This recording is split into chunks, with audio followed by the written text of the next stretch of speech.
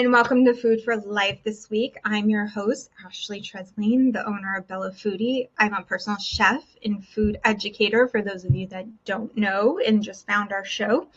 We talk about everything health and wellness and the whole person. We like to educate through stories, tips and tricks, and everything in between. This week, our guest is Brandon Gano. He has a wonderful podcast. He's known as the Business Builder. I had a chance to be on his show. He's a wonderful human being. We're going to talk a little bit about his health journey, about business, about everything in life in general. So I'm going to welcome Brandon in and see how things are going with him today. Hi, Brandon. How are you? Hey, Ashley, fantastic. Good to see you. It's good to see you too. Thank you for joining us. Thanks for having me. I'm excited. Yes, you were on my show. I'm excited to be on your show too. I asked you on because when we talked, we got to talk about a lot of different things about health and wellness and business, and you seem to have a similar, very positive mindset in life. I do. I've actually been criticized for that by some people, saying I'm a little too positive, but I think that's a good thing, and I don't see a problem with that. Yeah, in terms of food, and when you were on my show, what we were talking about was you can unlock a world of possibilities if you just watch what you eat and put in your body. So I've been told by doctors I'm too optimistic, and I refuse to accept that judgment from them. So I'm here to peel back the curtain. Wow, I've never heard of anybody being too optimistic. That's a new one on me. Why don't you tell our audience who you are and what you do in your own words? We like everybody to kind of share about themselves that way. Yeah, so I do live in the business world. That's my thing. It's my occupation. It's my hobby. I love business. I love talking about business. I love helping people grow their businesses. But the human side of me, if you will, is I do have four autoimmune diseases, and I've had them for a very long time. And like I said, kind of hinted at with the doctors, I was told from a very young age that my life would not be quote unquote normal.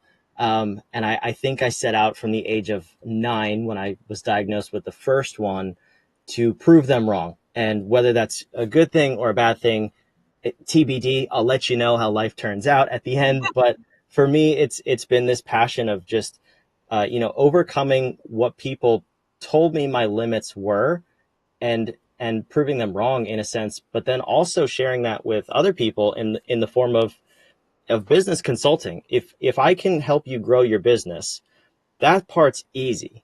The human being running the business is a totally different, very complex animal. So I just really like that I get to share what I've learned with perfectly healthy people and with people who may have been blessed with diseases like myself. We can optimize the human being and the business at the same time. And those things actually have to coexist if you're going to grow a business. So I'm really passionate about this topic, even though I don't spend a lot of time talking about it like you do.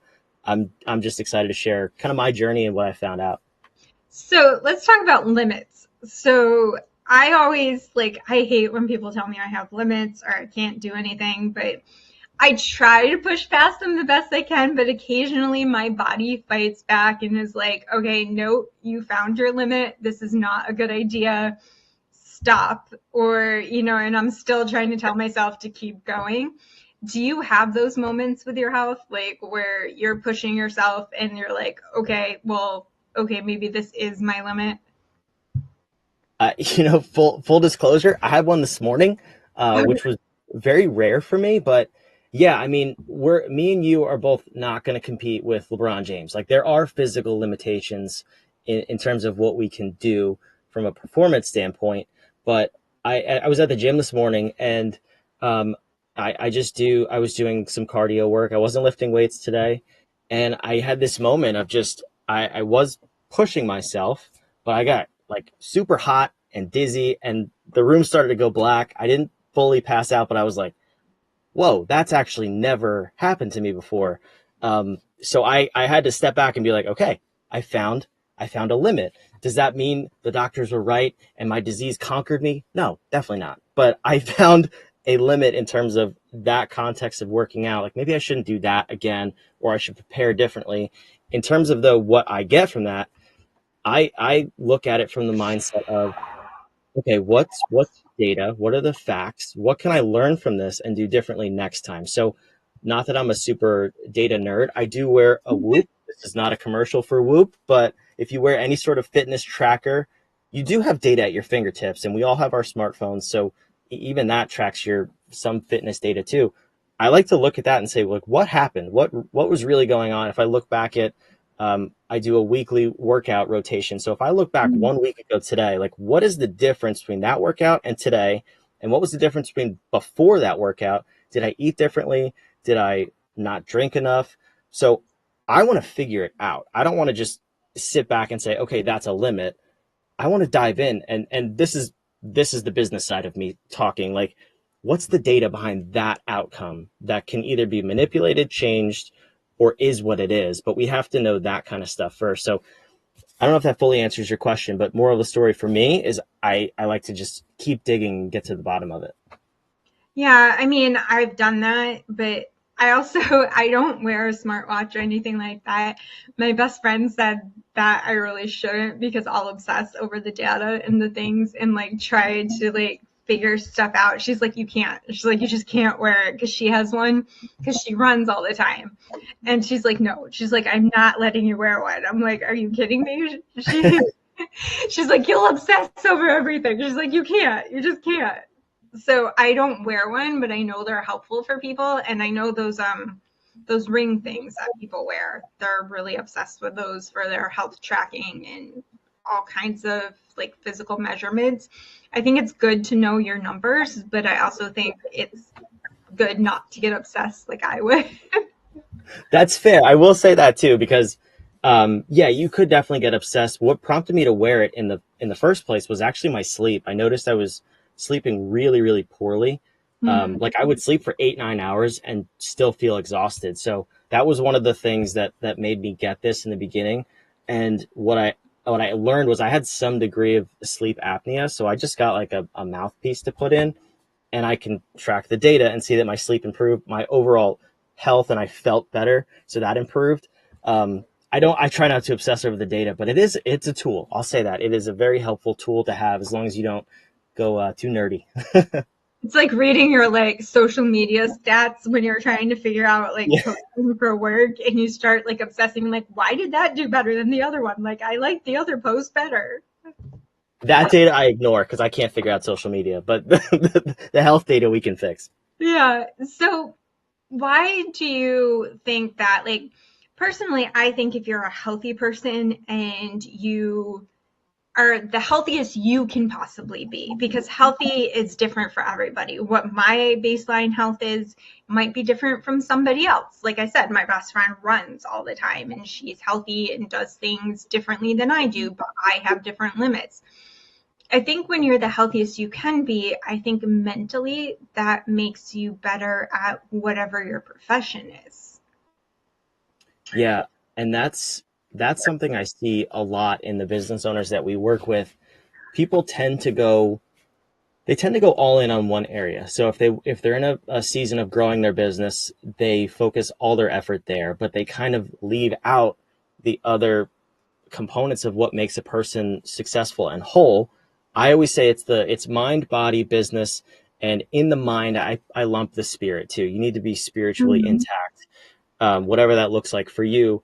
But you have to have a good mindset, and you have to have a good physical body and physical health. Like you said, though, for you. For me, when I was in a season of growing my business, this was a couple of years ago, my last business, I completely neglected my health.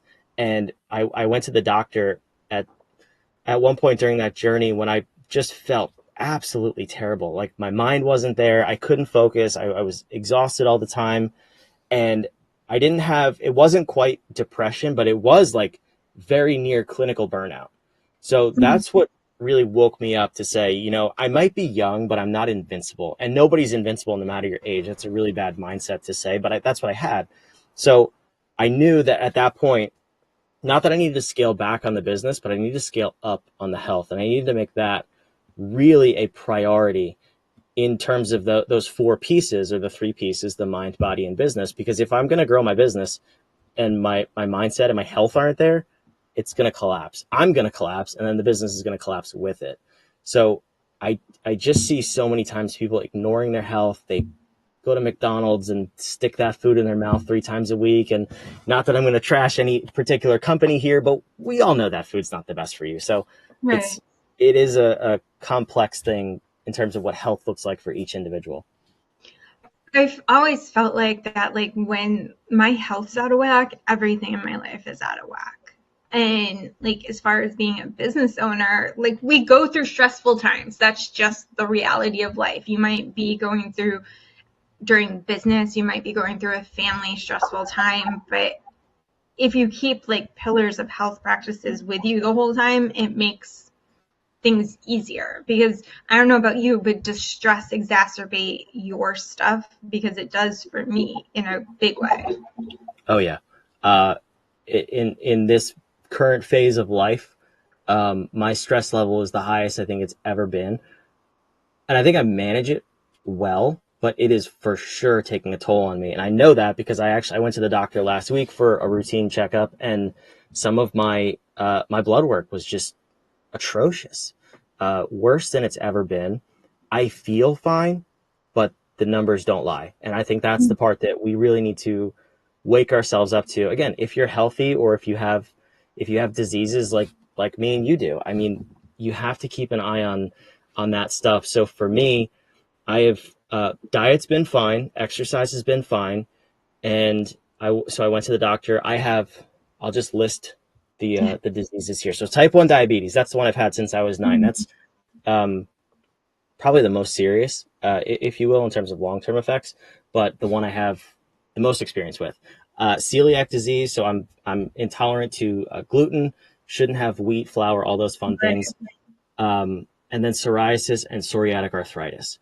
Those two are the ones that really get impacted by stress. So the celiac disease, I can pretty much eat whatever I want. I can eat gluten, wheat, whatever. It doesn't physically affect me. I don't do it because it affects everything else. But the stress has a massive impact on the psoriasis and psoriatic arthritis, the joint pain, Mm-hmm. and the flare ups of the plaques on your skin. Those tend to be my markers of how stressed I am. I try not to medicate for those things, but in this season of stress, I actually did have to go on medication as of 2 weeks ago because the diet and exercise alone just wasn't doing it because the stress level is so high. And I'm not ashamed to admit this because I think it's something. It was like a badge of honor for me to not be on medication for a long time. But now I'm taking a step back and being like, yo, chill out. Like you need help, go get help first of all, and then second of all, relax. Like you need to manage your stress because if those are the first two markers, that doesn't mean nothing's happening with the other two diseases behind the scene. And that's kind of what the blood work revealed because I didn't necessarily see those things. They're not as physically obvious, Mm-hmm. but it was happening. And over a course of, it was just 3 months since my last set of blood work, and a lot changed in 3 months. So you can see how, most of us go to the doctor once a year if we're like normal, healthy people. Good for you guys, first of all. But for the rest of us, I go at least 4 times a year to have labs. So I do see these things pretty frequently. I've never seen my labs spike that dramatically, that quickly. So that for me is just a giant wake up call of like, whoa, pause, chill out, let's get some things under control, and then we can move forward. I laugh at that because like I have to see my neurologist every 3 months, 3 to 4 months. I have to see the cardiologist for my POTS, and then I have to see my functional medicine specialist. Not to mention the like normal people things people do, like your normal like yearly checkup and the dentist and all that stuff. And everyone's like, I feel like I have a doctor's appointment like every month. Yeah. But I understand that like the blood markers, like I have to go for blood work too because my MS medication, they watch your like liver levels and all the other stuff that's in it. But I don't think there's anything wrong with being on medication. Like I take supplements, but I'm on a few actual medications because there's nothing I can do about that. There's nothing in the world other than these medications that are going to slow down the progression of my disease because there is no cure. And sometimes you have to be medicated. And I don't always think that it's a good thing for people to be like, oh my God, I want a holistic approach. I'm like, I do have a holistic approach. I take supplements. I eat really cleanly. I work out when I can. I manage my stress, but sometimes medication is needed. I think there's room for both things in your life. I agree. And for me, for the longest time, it was, I mean, the diabetes, that's like off the table. That you need medication for that. It is what it is.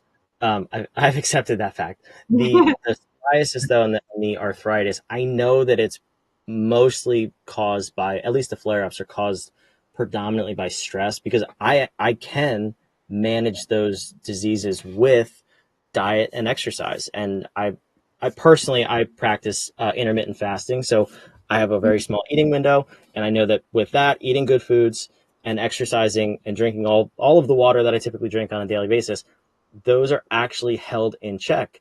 It's it's the stress. So that's where I was like, oh man, I failed. Like I didn't manage the stress well. I let it get to me. I got defeated by the stress monster.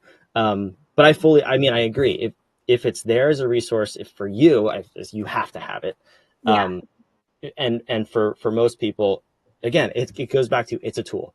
If it is optional, if you have a disease where it could be used, it could help you, and you need it, use it. I don't like over medicating myself though. So yeah, I take the supplements. I try to manage with diet and exercise. I just like to keep the pharmaceutical companies at bay if I can. And sometimes I win, sometimes I lose, but it's just, it's the season I'm in. That's okay. I mean, everyone's different, and I think that's a good thing. And for those of you that are wondering what just happened, I think my ring light just died. So I'm sorry for that. Um, so I feel like health is such a component. Let's talk about the celiac thing. So I know what celiac can do for women. It can cause all kinds of different problems, including fertility issues. But as far as affecting men, is there specific things that affect them that I'm unaware of?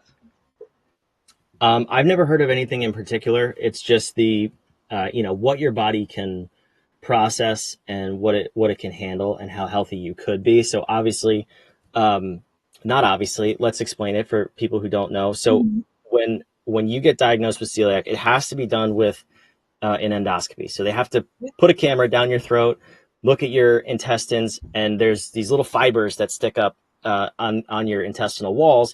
If they're matted down, that's basically a marker for celiac. This is the oversimplified version. I'm not a doctor. I'm sorry, but so that's what they found in my intestines. Then what that means is the nutrients from the food you eat is not fully being absorbed and digested. It's really just being pushed through your body and passed out. So you don't get the nutrients from the food. If you don't get the nutrients from the food, the rest of your body starts to, have issues and things start to pop up. So for men in particular, I've never heard of anything fertility wise, but Mhm. it starts to cause other issues in other areas of the body. With me, all four of these diseases are autoimmune, which tend to trigger other autoimmune diseases. So if I don't manage the celiac, well, if I didn't manage the diabetes well enough because it was new, triggered the celiac.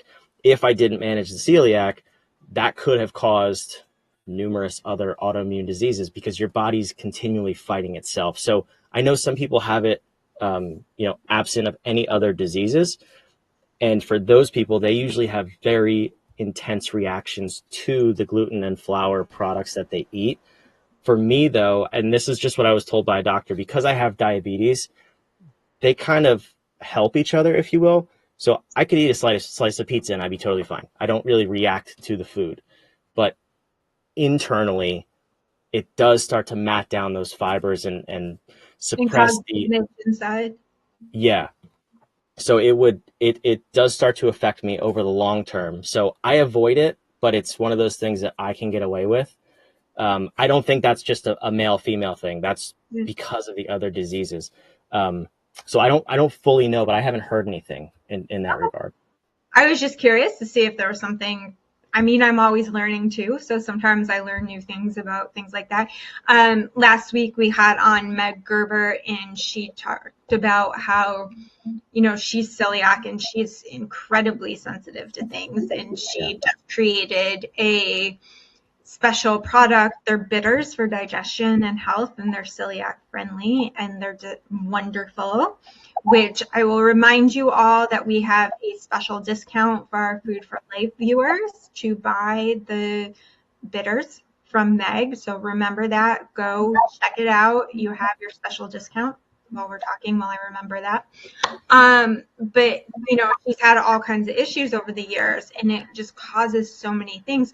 Like I had an endoscopy as well because they were looking for all kinds of issues with me when I had digestive problems, and eventually it became my MCAS is what it is. But they look for the matting down, but there's also blood work. There's markers in your blood too, as well, to be diagnosed with celiac, if anyone's wondering.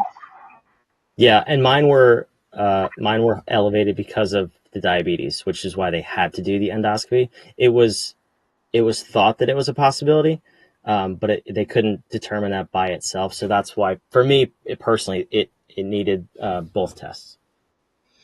So you've been managing your diabetes the longest, yes, Mm-hmm. since Yeah. you were a kid.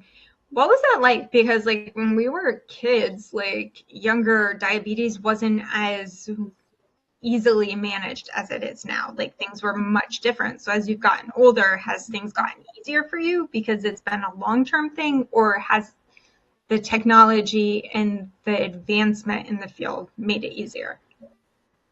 Yeah, it was. I remember when I was first diagnosed, it was terrifying, and this was 20, I think 22-ish years ago.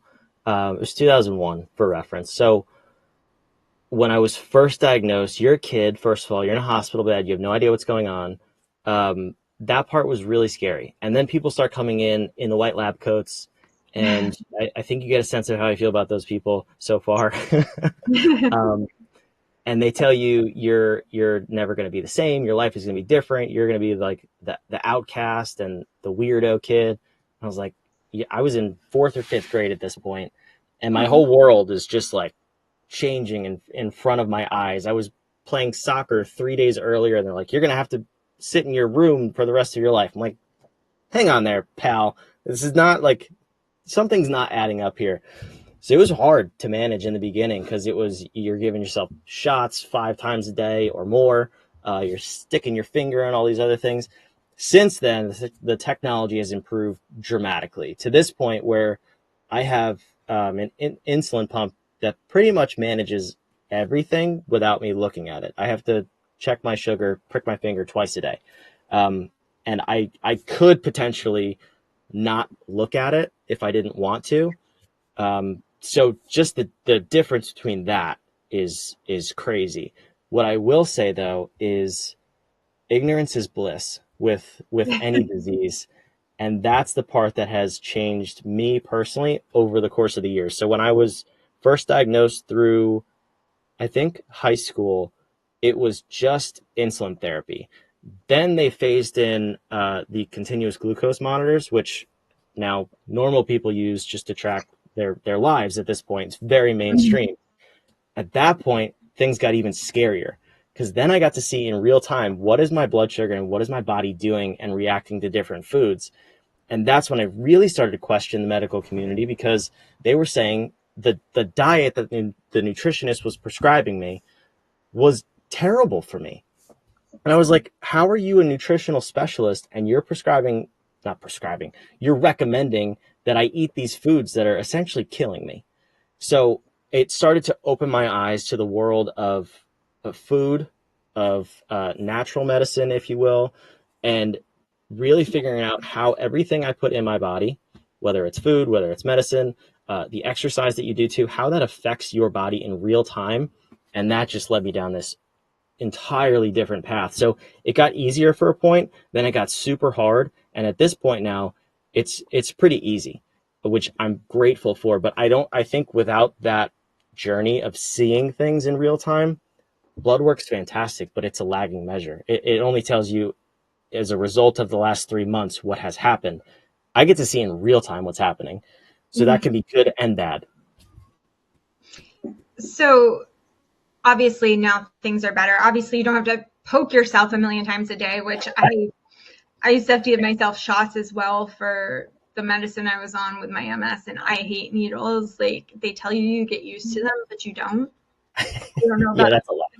it's just I don't know. I've just never liked needles and like having to learn to poke myself. So I can't imagine as a kid having to do that because as an adult it really sucked.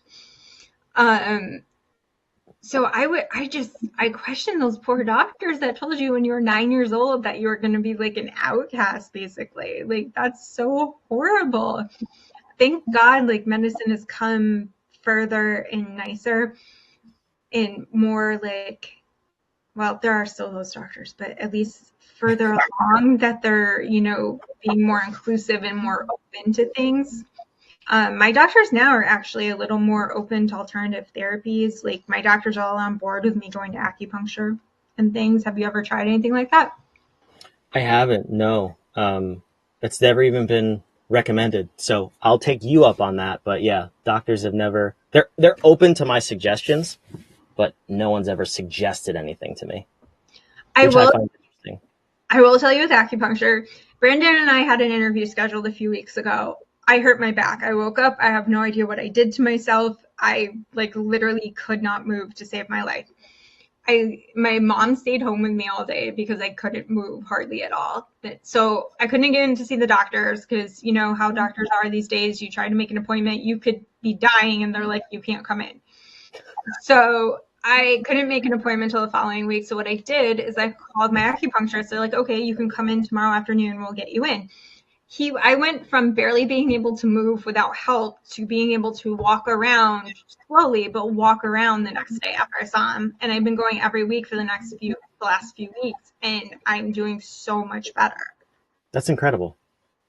So there's something to be said for alternative therapies. I mean, doctors are great for things like if you tear something, need surgery, the whole deal. But little aches and pains, and they're amazing for pain. And it's one of those things that you would just, I don't know how it works, but it works. Yeah, that's one thing. Okay, well, this is interesting because you're afraid of needles.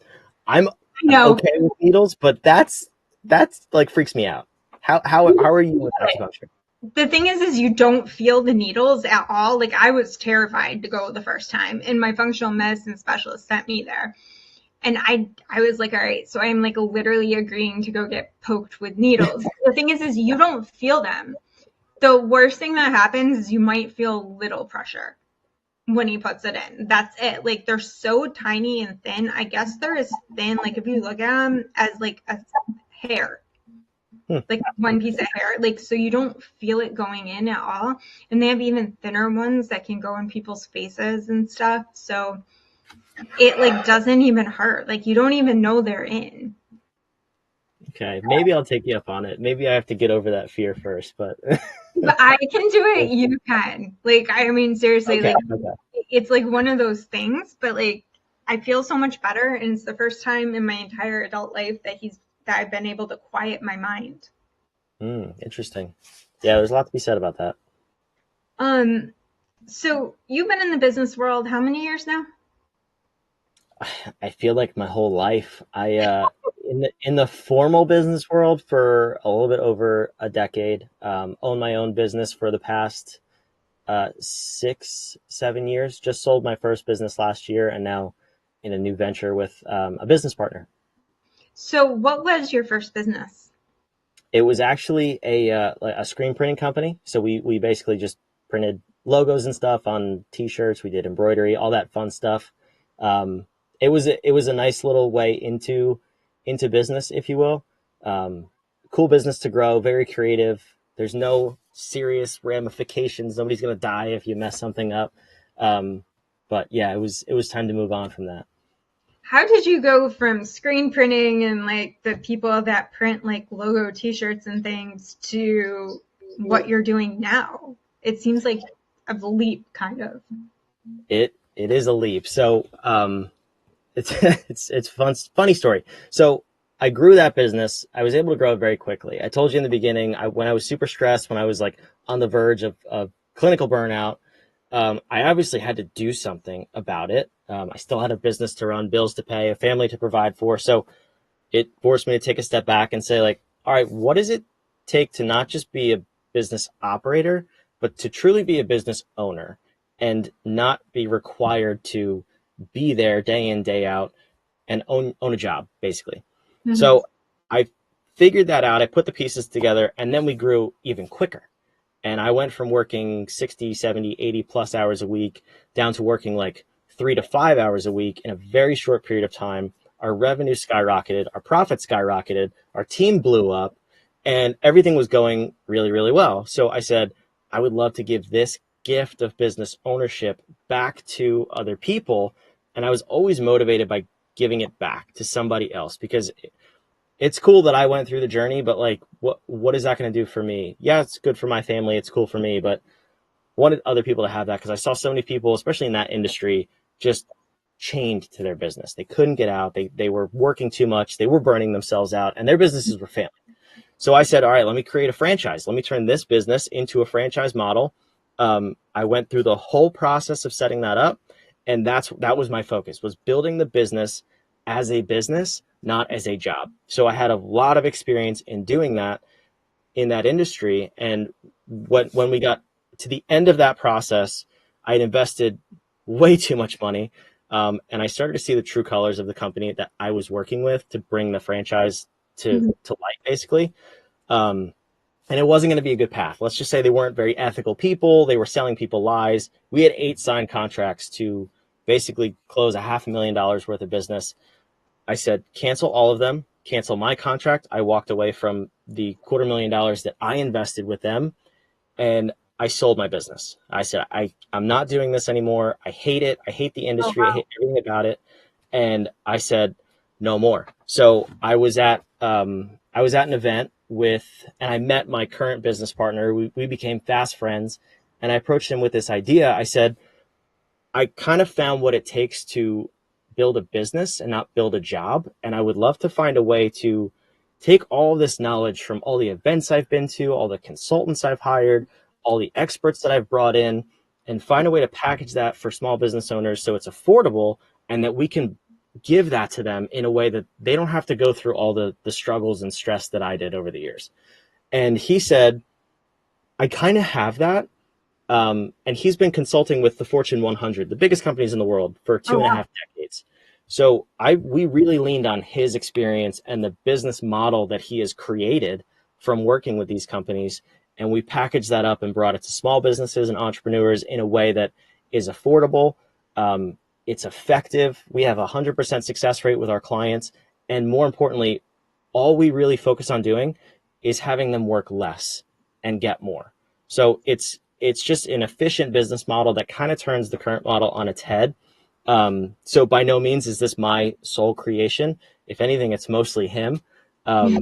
It's just I had really the passion to bring it to small businesses, and he didn't really love the big businesses either. Because if you save Nike $30 million, nobody cares. But if you save an entrepreneur $30,000, you've changed their life.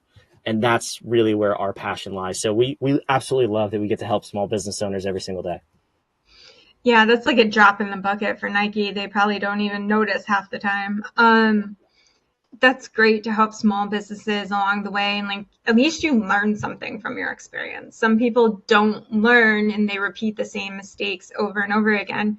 So you're married and have a family and everything. So what did your family think about like you making such a big decision? Was this like a family decision or was this just something you did and then your wife was like, okay, I guess we're doing this kind of thing? My wife is amazing and I don't deserve her. She always supports me 100%. And at this point in our marriage, she she doesn't even ask questions. She's just like, do it, like go for it. She's just Aw. as crazy as I am. So I absolutely love her and adore her for that. But she saw it because I had the fire and the passion 6 years ago to start that business to change the world, to change the industry, which really we kind of did in a way. And then she saw that fire just be put out really, really quickly. And what happened from there was I was subconsciously killing that business without really knowing it or acknowledging it, because I had a love and a passion which turned to just absolute hatred. And that's never good for any business, any relationship, anything you're building. When you take that energy to it, no good thing is going to come from it. So she supported it, and she knew that, this, my business partner now, his name is Sean. Those two they're almost identical, which is really weird that my business partner and my wife are like exactly the same human being. It makes my days interesting.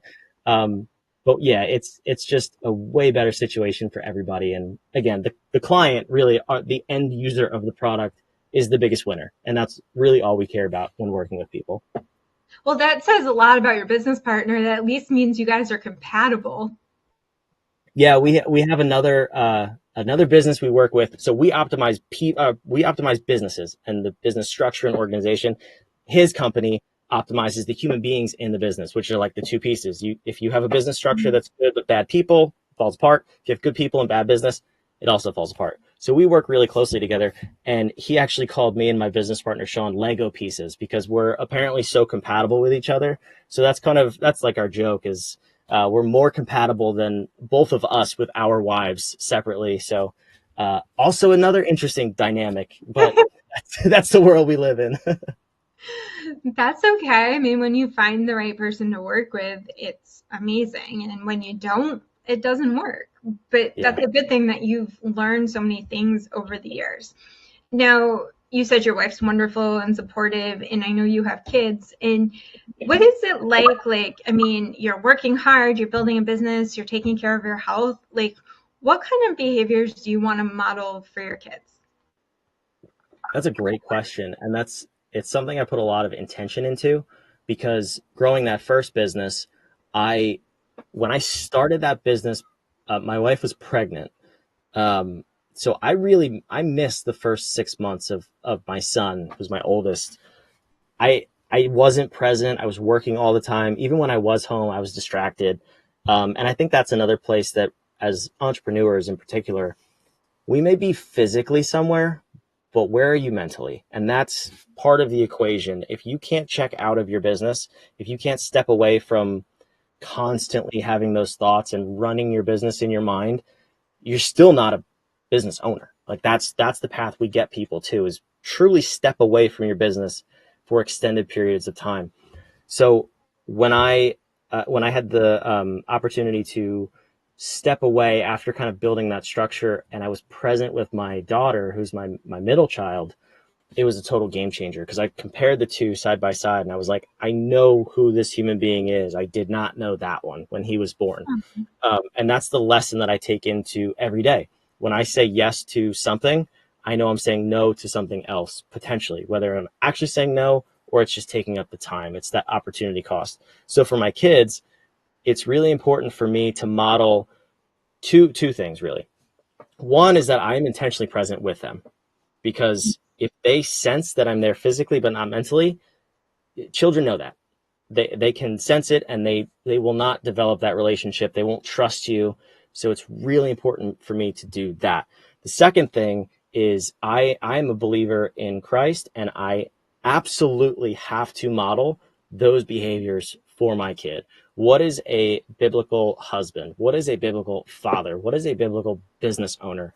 And I make sure that those two things always coincide with each other, and I never sacrifice one or the other or either of them for anything else, including growing my business. I will not put anything in front of the relationship with my wife and my kids to get another dollar or another minute in business, because it's just not worth it. So that's where I put my focus with them. So it's very much family first, which is the way it should be with anything. And so your kids, they see you being like healthy and working out and eating well. Do you guys have a favorite like family activity to do in the kitchen? Like, is it like pancakes on Sunday with dad after church, or what do you guys do? We love to incorporate our kids. So my oldest is he's turning 5 next week, actually, and from I think when he was like three and a half, like really really young, he's very he's very much like me. He wants to be involved. He wants to like try new things.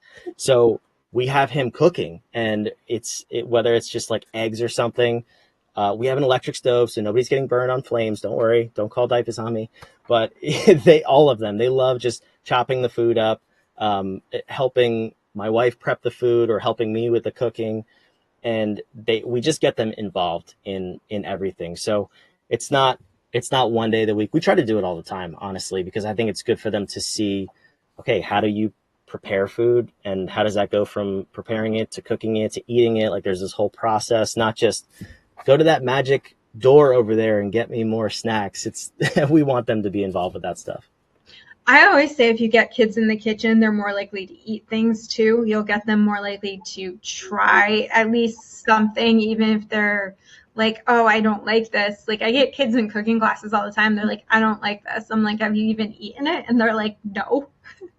Yeah. So I'm always like, if the kid actually makes it, they're more likely to try it. And usually by the end of class, the kids will actually try it because their hands helped make it and they get to do it.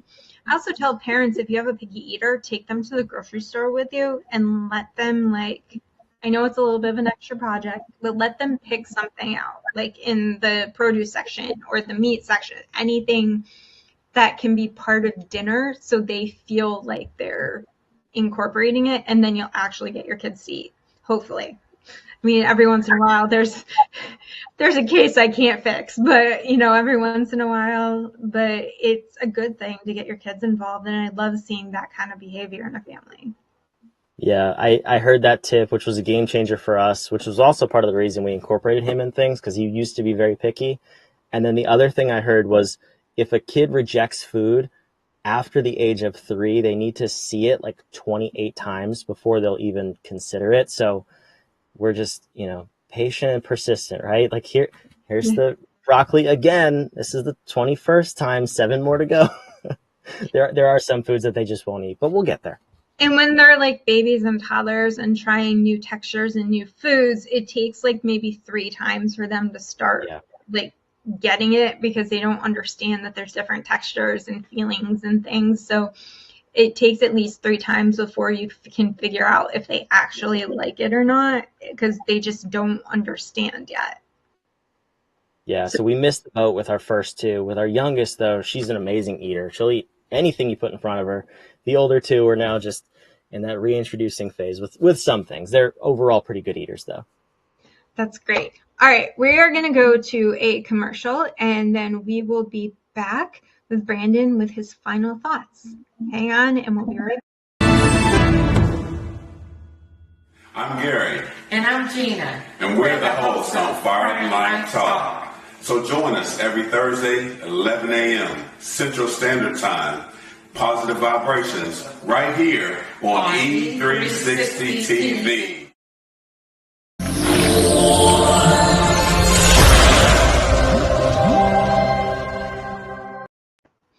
And we are back with Brandon Gano, the business builder. And we're talking about food and health and wellness and building your business and how they're all the same things, all the same health problems. I see it as we build a healthy person, we build a healthy business, healthy mind, like you said, everything works together. Now, I like to give my guests final thoughts to share with everybody. What do you want to share? It can be anything, as far as it could be about health, it could be about business, whatever you want our audience to know. You got like 2 minutes to share whatever you want. No pressure, right? No pressure. No pressure. So I would say in terms of business, our logo, if you're watching this, is behind me. It's an upside down question mark with a play button on the top. That's the key distinction. So everything we do in business is about asking questions, but not just asking questions, asking better questions that will actually get you the answer, and always incorporating play, because anything you're doing in life, if you're not having fun, is it really worth doing? That's just my personal opinion. So really my final thought is question everything. That's what this whole conversation comes from. If I didn't question the doctors, if I didn't question that initial decision, my life would look totally different. I would not be active. I would be afraid to leave my house, and there would be a lot of things in my life that Probably wouldn't have my wife and my kids, who we just spoke about. So really, it's just question everything, get a second opinion, and use your brain. That's the moral of the story. There's probably a solution out there that works for you. You just have to find it. And sometimes you have to create it, whether that's in your health journey, in your business, whatever it is. But there is no one person that knows exactly what's right for you other than you. So question everything and trust your judgment. Brandon, thank you so much for joining us. I had a wonderful time talking to you, and you are welcome back anytime. And thank you for sharing some of your personal stuff with us, because I know that's something that's a little newer for you. You have a good day, and I will be right back in the kitchen with everybody. Thank you. Thanks for having me. All right, so I'll be in the kitchen. I'm making a really fun snack for us with some of my favorite ingredients, so stay tuned. And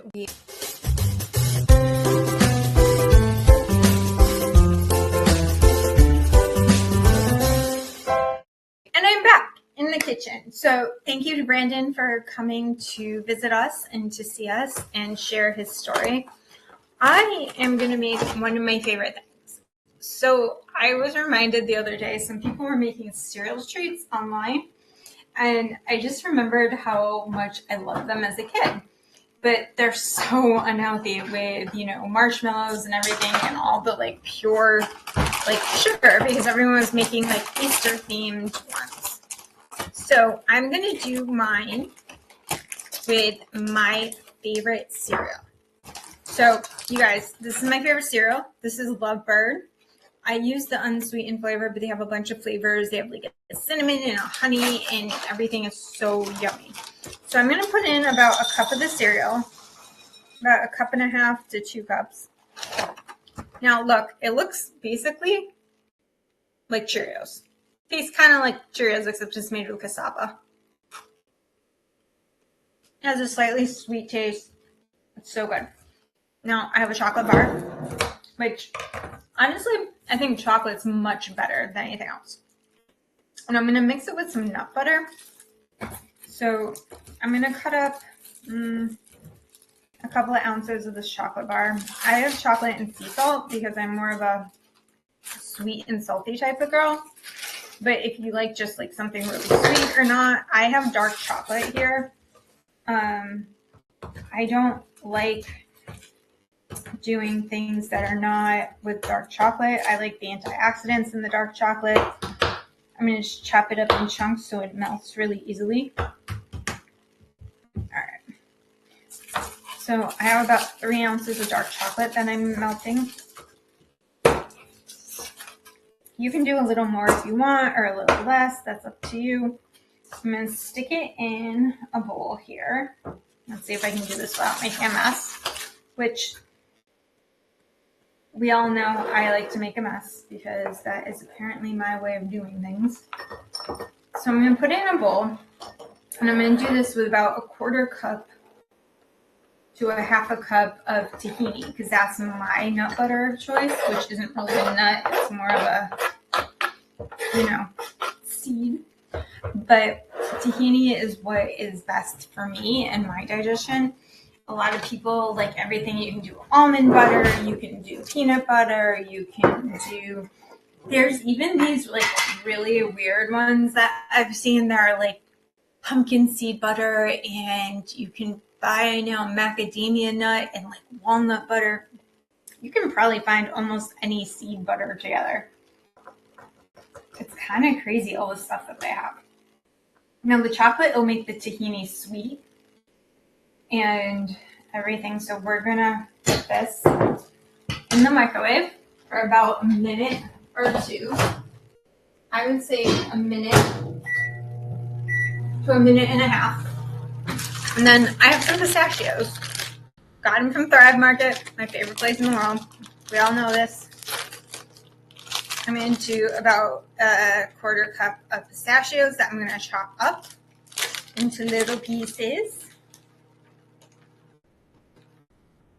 See, nice roasted, salted with sea salt. So good.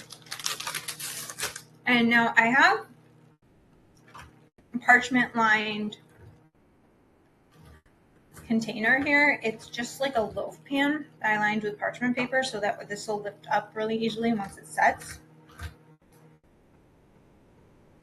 I'm just chopping this up so it'll incorporate a little bit easier.